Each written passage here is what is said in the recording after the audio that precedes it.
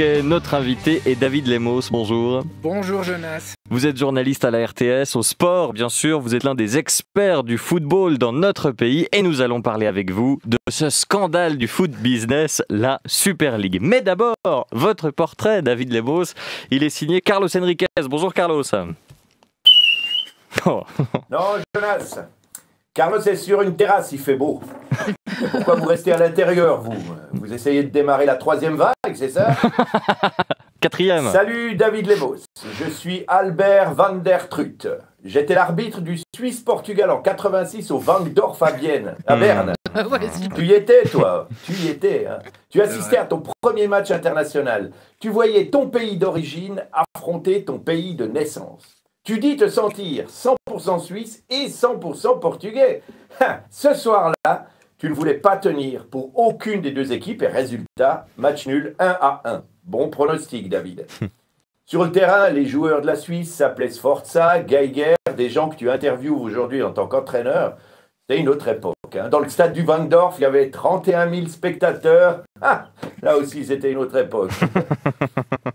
Tu as longtemps joué au foot, David, mais j'ai pas trouvé ta tête dans mes albums Panini. Pourtant, tu as fait une jolie carrière. Épalinges, La Sala, Savini, Botan. Bon, tu es né la même année que Xavi, Ronaldinho, Steven Gerrard. Ils t'ont peut-être fait un peu d'ombre. Aujourd'hui, c'est des retraités. Et toi, tu es au top à 40 ans. T'as bien choisi ton métier. David Lemos, ton nom sonne pas très portugais. Pourtant, sur ta licence de junior que j'ai sous les yeux, tu t'appelles David da Silva de Miranda Lemos. Bon. Peut-être que ce nom était un peu long à la télé pour les surimpressions. Tu parles couramment. Tu as même interviewé le roi Pelé en version originale. Mais tes parents t'ont encouragé à parler un français parfait. Tu as fait un master en sciences politiques. Bravo, bon choix. Le football, c'est de moins en moins du sport, de plus en plus de la politique. Et à 18 ans, tu remportes un concours de jeunes commentateurs. Ta voix est toute trouvée. Tu commences sur Radio Framboise, qui devient Rouge FM. Après, tu passes à Téléclub.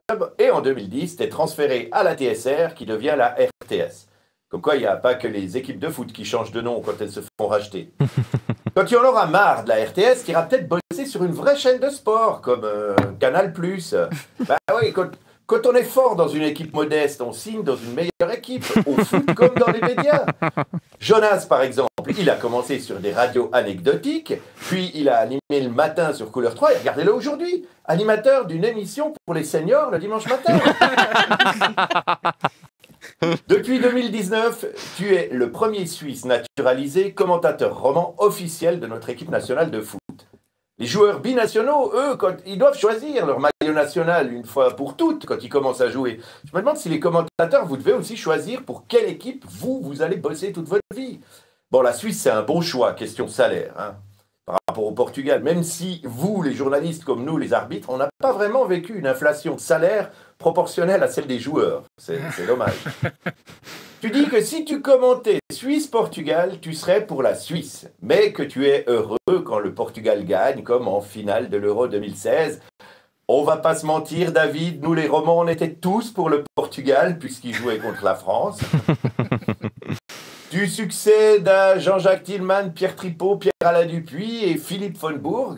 Il n'y a pas beaucoup de femmes dans cette liste. Hein. Pourtant, c'est un sport féminin, le foot, dans beaucoup de pays. Alors, Dupuis, Tripot et Tillman réunis, ils ont commenté la participation de la Suisse à seulement 1 euro et 2 Coupes du Monde. Avec von Bourg, ça allait mieux, mais toi, t'en es à 100% de qualification de la Suisse à l'Euro 2020, ou 2021, ou 2022, on verra bien. Hein. Aujourd'hui, tu viens nous parler du Covid. Non, je rigole, pour une fois, non.